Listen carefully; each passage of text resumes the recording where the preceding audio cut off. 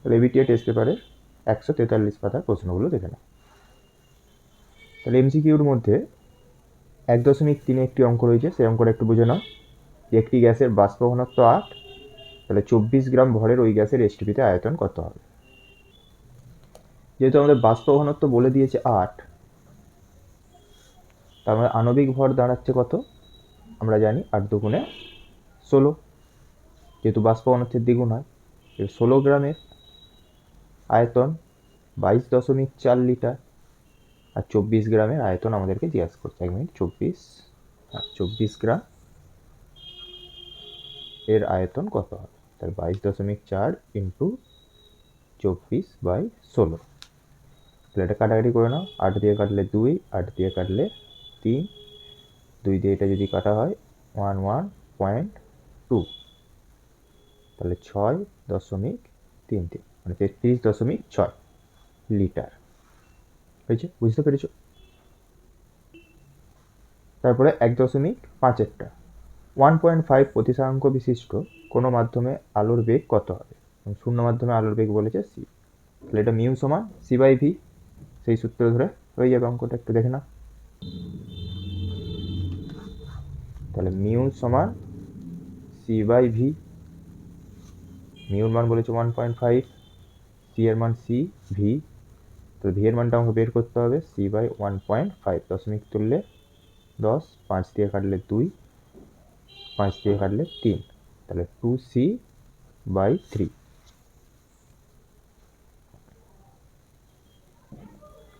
এবার 2-এর দাগের প্রশ্নের উত্তরগুলো দেখে নাও। বায়ুমণ্ডলে কোন স্তরকে ক্রমহ্রাসমান উষ্ণতার স্তর বলা হয়? মানে উচ্চতা বৃদ্ধির সাথে সাথে উষ্ণতা কমবে। তাহলে এটা হচ্ছে ট্রপোস্ফিয়ার, যেখানে প্রতি 1 কিলোমিটার উচ্চতা বৃদ্ধির জন্য প্রায় 6.5 ডিগ্রি সেন্টিগ্রেড উষ্ণতা কমে যায়, তাহলে ট্রপোস্ফিয়ার। 2-এরটা, বায়ুমণ্ডলের শীতলতম অঞ্চল কোনটি? তাহলে শীতলতম অঞ্চল হচ্ছে মেসোস্ফিয়ারের মেসোপজ, মেসোস্ফিয়ার লিখলেও চলবে বা মেসোপজ লিখলেও চলবে। অথবা বায়ুমণ্ডলে ওজোন স্তর ধ্বংসের জন্য কোন গ্যাস অনুঘটক রূপে কাজ করে? তাহলে এটা হচ্ছে সিএফসি, ক্লোরোফ্লোরোকার্বন। অথবা বায়ুমণ্ডলে ওজোন স্তর, এটা হয়ে গেছে।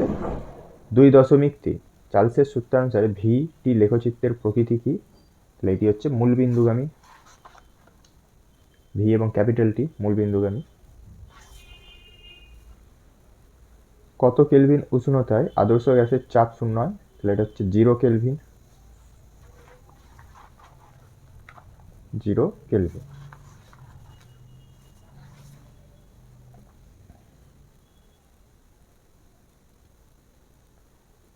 পাঁচেরটা, কোনো তরলের প্রকৃত প্রসারণ তরলটি যে পাত্রে রাখা হয় তার প্রসারণের উপর নির্ভর করে। বিবৃতিটি সত্য না মিথ্যা?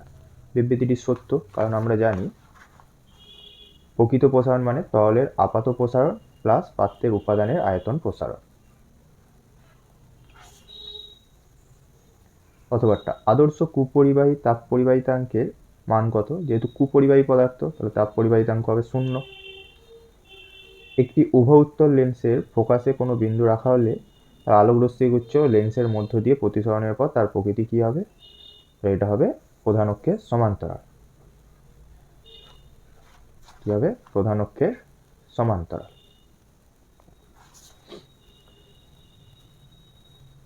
2.7 বস্তুর দৈর্ঘ্য 5 সেমি, রৈখিক বিবর্ধন হচ্ছে 1.5, তাহলে প্রতিবিম্বের দৈর্ঘ্য কত? তাহলে 7.5 সেমি। 2.8 একটি আদর্শ ভোল্টমিটারের রোধ কত হওয়া উচিত? তাহলে আদর্শ ভোল্টমিটারের রোধ অসীম, আর আদর্শ অ্যামমিটারের রোধ 0।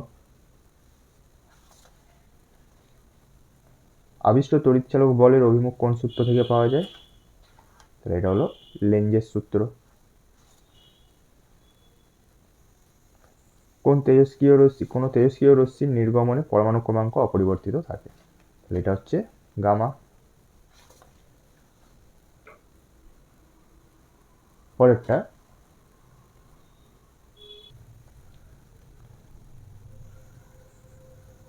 নিউক্লিয় রিঅ্যাক্টর কোন শক্তিতে রূপান্তরিত হয়?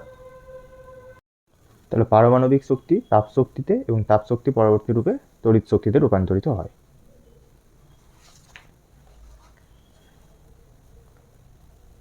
বাম স্তম্ভের সাথে ডান স্তম্ভটা দেখে নাও।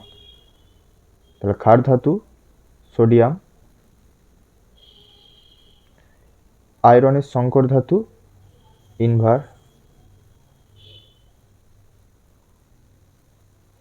নিক্টোজেন নাইট্রোজেন, বিমানের কাঠামো ডুরালুমিন। একটি ধাতব মৌল M একটি আয়নীয় যৌগ MCl3 গঠন করে, তাহলে M এর যোজ্যতা কক্ষে কতগুলি ইলেকট্রন আছে? এটা আয়নে ভেঙে নিলেই আমরা দেখতে পাবো M+3 মানে শেষ কক্ষে 3টি ইলেকট্রন বর্জন করেছে, তাহলে শেষ কক্ষে 3টি ইলেকট্রন রয়েছে, আর শেষ কক্ষটাকেই যোজ্যতা কক্ষ বলা হয়। জলের তড়িৎ বিশ্লেষণে অ্যানোডে 10 ml O2 জমা হলে ক্যাথোডে কি পরিমাণ H2 জমা হবে? তাহলে 20 ml। যেহেতু আয়তনের অনুপাত হয় হাইড্রোজেন 2 এবং আমাদের অক্সিজেন 1, তাহলে 2:1 অনুপাতে জমা হয়। অথবা গোল্ড প্লেটিং এর সময় অ্যানোড হিসেবে কি ব্যবহার করা হয়? তাহলে বিশুদ্ধ সোনার পাত ব্যবহার করা হবে অ্যানোডে। তড়িৎ বিশ্লেষণ ভৌত না রাসায়নিক পরিবর্তন? অবশ্যই রাসায়নিক পরিবর্তন। অথবা ইউরিয়া প্রস্তুতির প্রারম্ভিক দ্রব্যগুলি কি কি? তাহলে তরল অ্যামোনিয়া এবং CO2। আর্দ্র বাতাসে ফেলে রাখলে তামার উপর সবুজ আস্তরণ পড়ে, সেটি রাসায়নিক নাম কি? তাহলে ক্ষারীয় কপার কার্বনেট, ক্ষারীয় বা ক্ষারকীয় কপার কার্বনেট। CH3CH2CHO আইউপ্যাক নাম, তাহলে প্রোপানল। ভিনিগারের মুখ্য জৈব উপাদানটির নাম কি? CH3COOH মানে অ্যাসিটিক অ্যাসিড। পিভিসির মনোমার কি? তাহলে পিভিসির মনোমার হচ্ছে ভিনাইল ক্লোরাইড। তো 3 দাগের প্রশ্নগুলো দেখে নাও। শক্তির উৎস হিসেবে মিথেন হাইড্রাইডের গুরুত্বপূর্ণ বলে মনে করা হচ্ছে কেন? তাহলে এই প্রশ্নের উত্তরটা তোমরা এখান থেকে লিখে নেবে।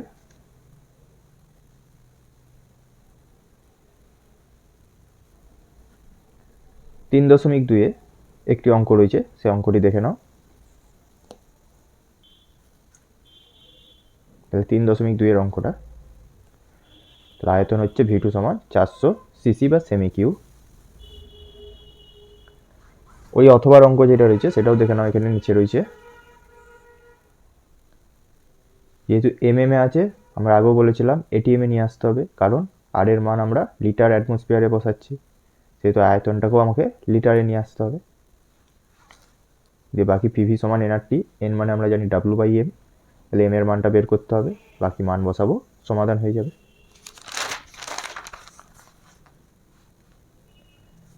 তাহলে m এর মান হচ্ছে 28.65।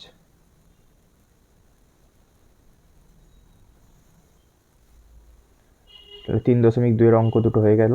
3.3 একটা, অবতল দর্পণ দ্বারা অসৎ সমশীর্ষ এবং আকারে বড় প্রতিবিম্ব কিভাবে গঠিত হয়?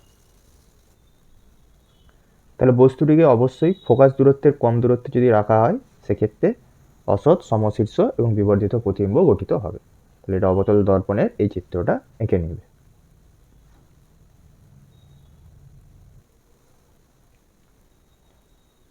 অথবাটা প্রতিসারাঙ্কের মান কোন কোন বিষয়ের উপর নির্ভর করে? এখানে 3টে পয়েন্ট ABC করে রয়েছে, এই 3টে পয়েন্টের উপর নির্ভর করে।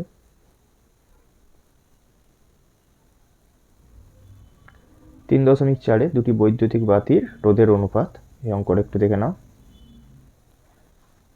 তাহলে P সমান V²/R, এই সূত্র থেকে আমরা দুবার দুটি বাতির জন্য রোধের মানটা বের করে নেব, দিয়ে তার অনুপাত করে দিলেই আমাদের মান বেরোচ্ছে 4:1।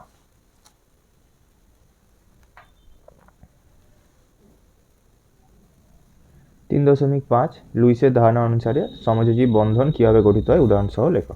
তাহলে যে কোনো একটি উদাহরণ দিয়ে লিখে দিলেই চলবে। তাহলে দেখে নাও একটু। তাহলে অ্যামোনিয়ার উদাহরণটা দিয়েই লিখে দেবে, ছোটো হবে। এছাড়া যে কোনো একটা উদাহরণ দিয়ে তোমরা লিখতে পারো।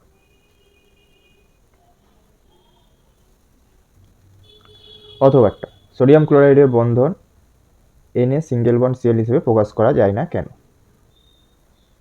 কারণটা দেখে নেবে, এখানে লেখা রয়েছে কারণ সোডিয়াম ক্লোরাইড এর মধ্যে উপস্থিত সোডিয়াম এবং ক্লোরিন একজন ধাতু এবং একজন অধাতু, সেহেতু একজন ইলেকট্রন বর্জন করে নিষ্ক্রিয় মৌলের ইলেকট্রন বিন্যাস লাভ করবে, আর একজন ইলেকট্রন গ্রহণ করে নিষ্ক্রিয় মৌলের ইলেকট্রন বিন্যাস লাভ করবে।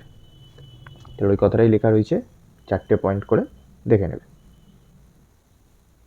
3.6 এ একটি ধাতু বি এবং সি দুটি উচ্চ তড়িৎ ঋণাত্মক মৌল, এ বি এবং বিসি যৌগ দুটি তড়িৎযোজী না সমযোজী কারণ সহ লেখো।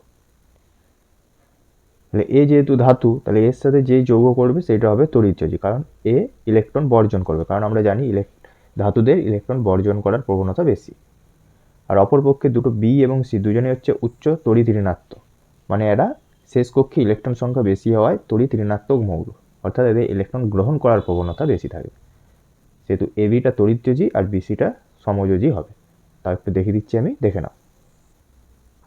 তাহলে মাধ্যমিক 1991 সালের প্রশ্ন, এই প্রশ্নটা দেখতে পাচ্ছ তোমরা, এখানে রয়েছে উত্তরটা, একটু দেখে নাও।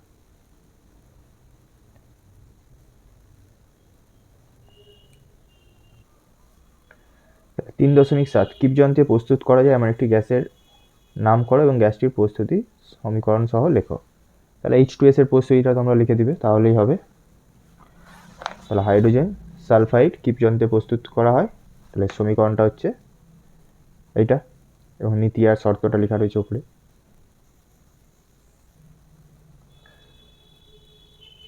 আটেরটা, পারদ সংকর বা অ্যামালগাম কাকে বলে, এর একটি ব্যবহার। তাহলে কাকে বলে উদাহরণ এবং ব্যবহার একসাথেই রয়েছে, একটু দেখে নাও। অথবা লোহায় মরচে পড়ার ক্ষেত্রে সংঘটিত বিক্রিয়াগুলি লেখো। এখানে ক্যাথোড অ্যানোড এবং মোট বিক্রিয়াটা একসাথে রয়েছে।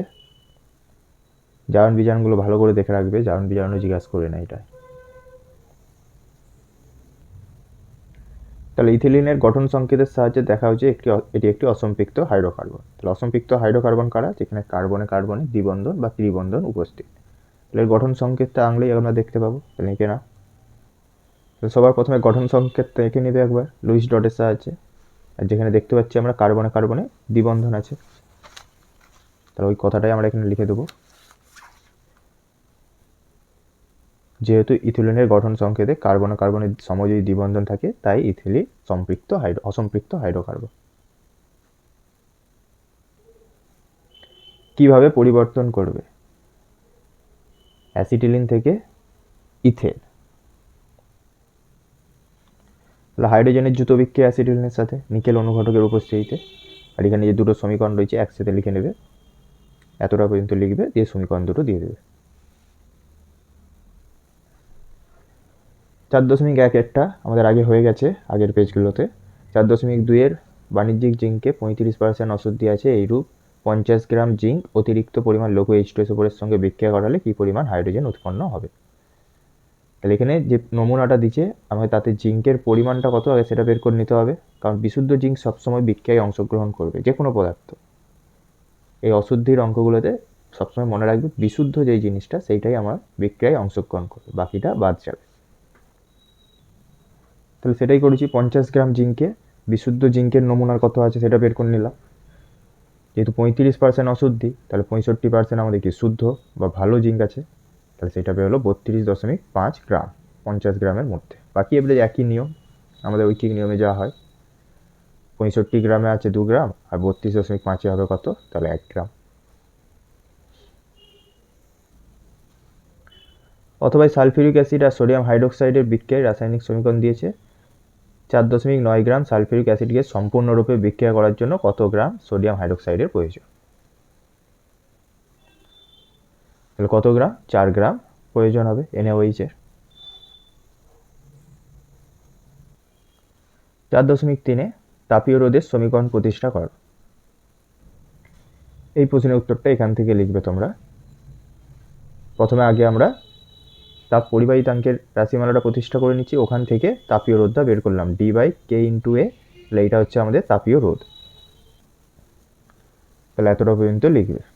তাপীয় রোধের রাশিমালাটা পর্যন্ত। ওর সাথে আরেকটা প্রশ্ন রয়েছে, দেখো এসআই পদ্ধতিতে তাপীয় রোধের একক কি? তাহলে এর একক হবে kelvin per watt, kelvin per watt. অথবা তাপ প্রয়োগে তরলের আয়তন প্রসারণের একটি উদাহরণ দাও। তাহলে তাপ প্রয়োগে তরলের আয়তন প্রসারণ, তাহলে লিখবে পারদ থার্মোমিটার, যেক্ষেত্রে তাপ দেওয়া হলে পারদের প্রসারণ ঘটে।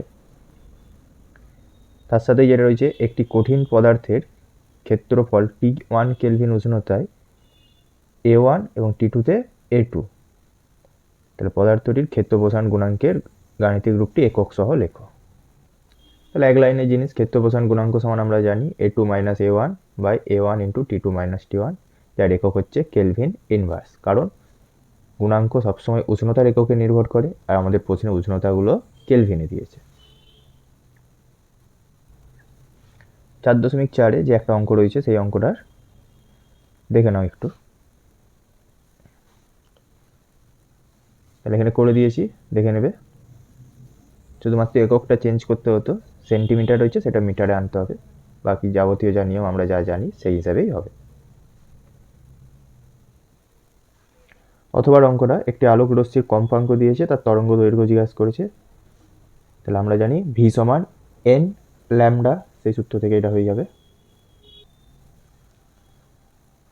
তাহলে শূন্য মাধ্যমে আলোর বেগ ধরে আমরা করলাম, কম্পাঙ্ক বলে দিয়েছে, তাহলে ল্যামডা, তাহলে সি সমান এন ইন্টু ল্যামডা।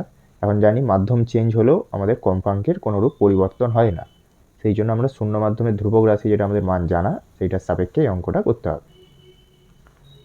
একক হবে মিটার, হ্যাঁ, এককগুলো ভুল লিখবে না, একক ভুল লিখলেই সমস্ত কিছু ভুল হয়ে যাবে। দেখাও যে সমান্তরাল কাঁচ ফলকে আলোক রশ্মি, এটা আগে হয়ে গেছে আমাদের, তার সাথে রয়েছে এটা দেখো, ক্রমবর্ধমান তরঙ্গ দৈর্ঘ্য অনুসারে সাজাও, ইউভি রশ্মি, গামা রশ্মি, দৃশ্যমান আলোক আর মাইক্রোওয়েভ। তাহলে মাইক্রোওয়েভের তরঙ্গ দৈর্ঘ্য সব থেকে বেশি, তারপরে দৃশ্যমান, তারপরে ইউভি, তারপরে গামা রশ্মি, গামার সব থেকে কম। 4.6 অ্যাম্পিয়ারের সন্তরণ নিয়মটি লেখো। এটা আমাদের আগে হয়ে গেছে। তারপরের সাথে ওর সাথে একটা প্রশ্ন রয়েছে, বার্লো চক্র কোন নীতিতে কাজ করে? ফ্লেমিংয়ের বাম হস্ত নিয়ম। 4.7 একটি ইলেকট্রন আধানের মান 1.6 × 10⁻⁻19 কুলম্ব কোনো পরিবাহীর মধ্য দিয়ে 3.2 অ্যাম্পিয়ার তড়িৎ প্রবাহ চললে ওর প্রস্থচ্ছেদের মধ্য দিয়ে প্রতি সেকেন্ডে অতিক্রান্ত ইলেকট্রনের সংখ্যা নির্ণয় করো। খুব ছোট অঙ্ক, কিন্তু একটু বুঝতে হবে, নইলে ভুল হয়ে যাবে। তাহলে আই এবং টি এর মান জানা আছে, আগে আমরা বের করে নেব মোট আধানের পরিমাণ। তাহলে মোট আধান কতটা প্রবাহিত হচ্ছে? 3.2 কুলম্ব। তাহলে 3.2 কুলম্ব আধান প্রবাহিত হয়েছে। তাহলে এখন কি বলছে, এই আধানটা সমান একটি ইলেকট্রন, তাহলে এই পরিমাণ আধান প্রবাহিত হয়েছে 1 সেকেন্ডে, তাহলে সেইটা সমান কতগুলো ইলেকট্রন হবে বের করা যেতে পারে। বা এটার আরেকটা সূত্র ছিল, তোমার অধ্যায়ের প্রথমেই ছিল, Q equal to N E, যেখানে কিউ মানে মোট আধান, এন মানে ইলেকট্রনের সংখ্যা, আর ই মানে একটি ইলেকট্রনের আধান। সেখান থেকেও করতে পারো একই নিয়ম, বুঝতে পারলাম। ওর অথবা একটা অঙ্ক রয়েছে, জুলের সূত্র অনুসারে বিভব প্রভেদটা বের করতে হবে, একটু দেখে নাও। আয়ের মান দিয়েছে, টি এর মানটা মিনিটে দিয়েছে, সেকেন্ডে আনতে হবে। বাকি তাপের মানটা ক্যালোরিতে দিয়েছে, সেহেতু 4.2 নিচে রাখতে হবে। তাহলে এইচ সমান ভিআই টি বাই 4.2। তাহলে ভিআইটা কোথা থেকে আসছে আগের দিন একবার বলেছিলাম, আরও একবার দেখে নাও, অনেকেরই তোমাদের মনে থাকে এটা। এইচ সমান I square R T by 4.2। এবারে আইটাকেই আমরা দুবার ভেঙে নিই, I into I R into T by 4.2। এবারে এই আই আর মানে কি? ভি, ওখান থেকেই আসছে, V into I into T by 4.2। বুঝতে পারলাম? তাহলে এখানে একবার ওহমের সূত্র অনুসারে ভি সমান আই আর সেটা বসাতে হয়। তাহলে এটা উত্তর বেরিয়েছে 4.9 ভোল্ট।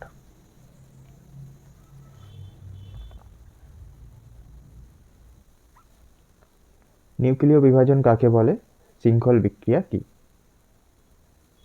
তাহলে নিউক্লিয় বিভাজন কাকে বলে তোমরা এখান দিয়ে এটা পড়ে নেবে একবার, বা টেক্সট বই থেকে এগুলো মুখস্থ রাখা উচিত তোমাদের, এতদিনে মুখস্থ হয়েও গেছে আশা করছি। আর শৃঙ্খল বিক্রিয়াটাও এখানে লেখা রয়েছে, একটু দেখে নাও।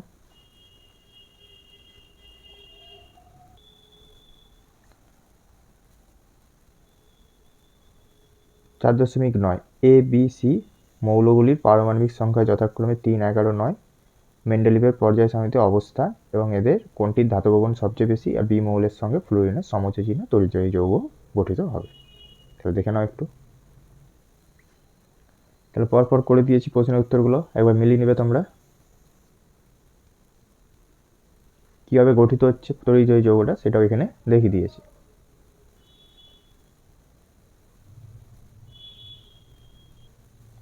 ওর অথবাটা মৌলের অধাতব ধর্ম শ্রেণী এবং পর্যায় বরাবর কীভাবে পরিবর্তিত হয়। তাহলে মৌলের অধাতব ধর্ম আমরা যদি শ্রেণী বরাবর উপর থেকে নিচে নামি তাহলে বৃদ্ধি পাবে এবং পর্যায় বরাবর যদি বাম দিক থেকে ডান দিকে যায় কমতে থাকবে। হলো। আর আধুনিক পর্যায় সূত্রটা কি? তাহলে মৌলগুলিকে ক্রমবর্ধমান পরমাণু ক্রমাঙ্ক অনুসারে যদি সাজানো হয় তাদের ভৌত রাসায়নিক ধর্ম পর্যায়ক্রমে পুনরাবৃত্ত হবে। দেখে নাও একবার সূত্রটা। তাহলে এখান দিয়ে এতটা হচ্ছে সূত্রটা, আধুনিক পর্যায় সূত্র। 4.10 তড়িৎ বিশ্লেষণের সাহায্যে অ্যালুমিনিয়াম ধাতু নিষ্কাশনে ক্যাথোড অ্যানোড রূপে কী ব্যবহার করা হয় এবং ক্যাথোড তড়িৎ দ্বারা সংঘটিত রাসায়নিক বিক্রিয়াটি দেখা। তাহলে অ্যালুমিনিয়াম ধাতু নিষ্কাশনের সময় ক্যাথোডে, গ্রাফাইট হচ্ছে অ্যানোডে এবং গ্যাস কার্বন ক্যাথোডে ব্যবহার করা হয়। আর ক্যাথোড এবং অ্যানোডের বিক্রিয়ার সমীকরণটা এখানে রয়েছে, একটু দেখে নাও।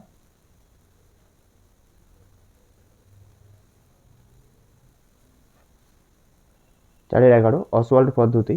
তাহলে অসওয়াল্ড পদ্ধতি, স্পর্শ পদ্ধতি, হেবার পদ্ধতি, এই যাবতীয় যা পদ্ধতিগুলো রয়েছে এগুলো তোমাদের সকলের এতদিনে রেডি হয়ে যাওয়া উচিত, না হলে খুব ভালো করে করে নেবে, কারণ এখান থেকে একটা প্রশ্ন প্রতিবারেই থাকে।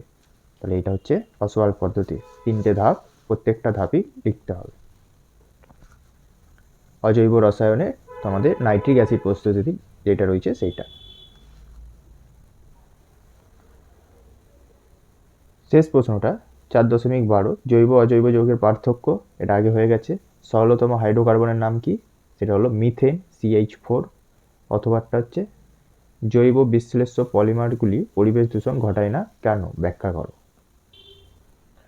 তাহলে 18 দাগের প্রশ্নটা এখানে পেয়ে যাচ্ছ তোমরা।